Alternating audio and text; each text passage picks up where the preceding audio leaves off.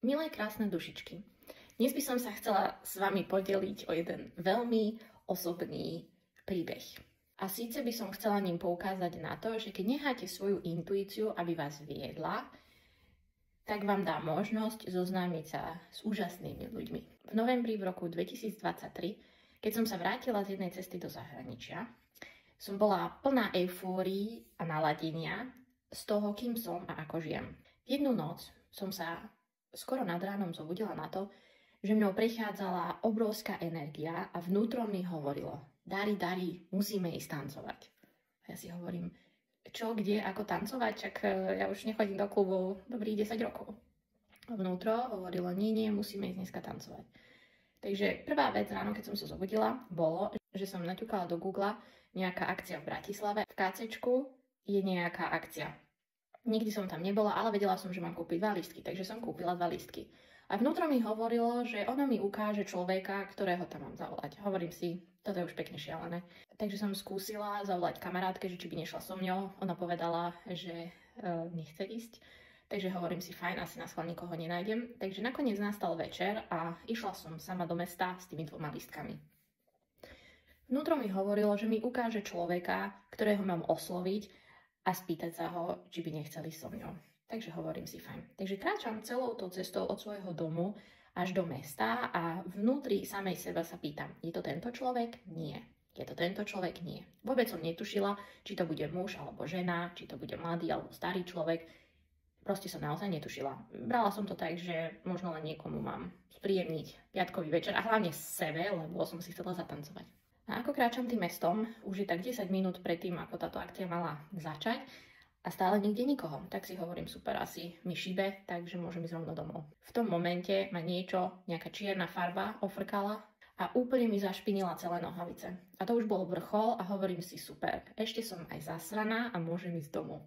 V tom momente som sa otočila a záhla do uličky, ktorá viedla smerom do klubu a čiastočne aj smerom domov. Asi po 20 metroch som sa pozrela doprava, kde sa iná ulica spájala s mojou. A vtedy môj pohľad zachytil iný chlapec, ktorý kráčal z druhej strany.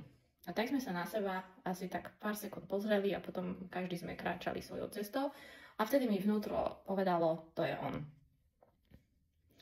Takže keď sa naše cesty spojili, tak som sa ho opýtala: ideš z práce alebo do práce? A on na mňa hodil taký face, že či mi šibe, a hovorí, že ani jedno, ani druhé. A ja hovorím, viem, že je to veľmi zvláštne, ale mám 2 lístky na koncert, respektíve na jednu hudobnú akciu, či by sa nechcel pridať. A on sa na mňa tak pozerá, že akože naozaj. A potom hovorí, no, ja som asi tiež divný, lebo idem do jedného klubu a tiež sám.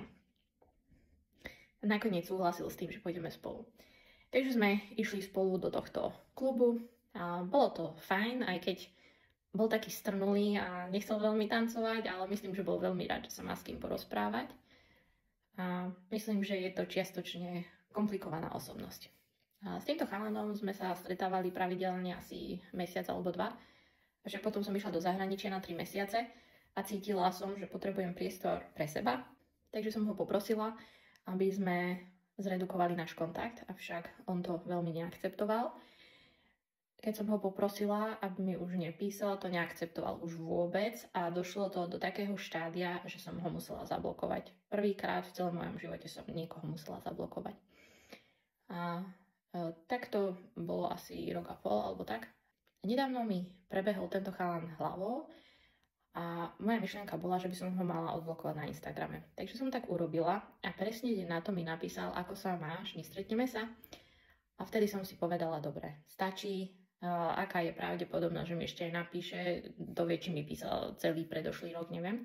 Takže som ho znovu zablokovala. Deň na to som sa išla prejsť okolo jedného jazera. A ako tak kráčam, 20 metrov predo mňou sedí ten chalan na lavičke. On sa pozerá na mňa, ja na neho, obidvaja úsmev ak slniečka. Neverili sme vlastným očiam, že takéto niečo by sa mohlo stať. Sadla som si na lavičku vedľa neho a začali sme sa rozprávať. Bol to veľmi milý a príjemný rozhovor. A najvtipnejšie na tom bolo, že už mi to ani neprišlo zvláštne, pretože viem, že moja intuícia mi povedala, Dari, choď sa prejsť. tu okolo tohto jazera, chod touto stranou. Čiže ja som v podstate len nasledovala intuíciu. Ale aký je to vtip? Aká veľká pravdepodobnosť, aby som niekoho po viac ako roku a pol stretla na takomto mieste. Takže chcem pozbudiť aj vás, aby ste nasledovali svoju intuíciu, aj keď sú to niekedy možno šialené situácie alebo výzvy. A hlavne, keď vám povie, aby ste niekoho oslovili, tak to určite urobte, lebo aj to má svoj význam.